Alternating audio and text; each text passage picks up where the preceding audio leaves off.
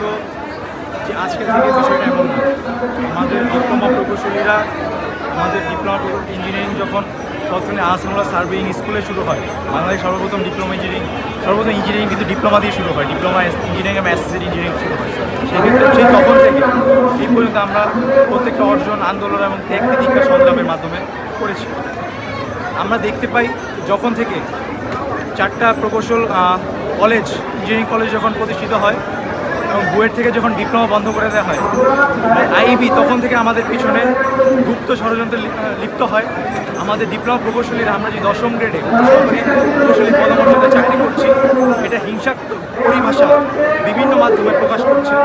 আমরা জানি 1994 সালের গেজেটে স্পষ্টভাবে উল্লেখিত 10ম গ্রেড শুধুমাত্র ডিপ্লোমা প্রকৌশলীরা সহকারী প্রকৌশলী পদে আবেদন করতে পারবে, কিন্তু বিভিন্ন কুচুকরি মহল আমাদের এই 10ম গ্রেড নিয়ে নানা টাল বাহানা করছে। তারা আমাদের 10ম গ্রেডে উন্মুক্ত করে দিতে বলছে।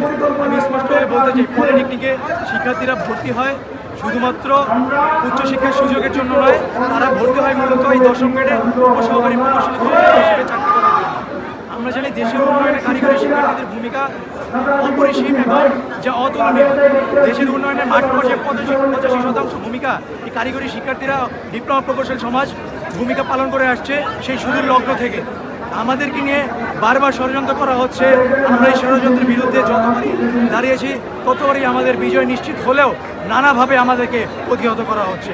আমাদের বর্তমান যে আন্দোলনের মূল প্রেক্ষাপট হচ্ছে আমাদের যে শিক্ষকতা পদ, জুনিয়র ইন্সট্রাক্টর, এই পদে যারা মূলত ল্যাব সহকারী, ক্রাফট ইন্সট্রাক্টর, তারা প্রমোশন চেয়েছে 50% পদোন্নতি চেয়ে।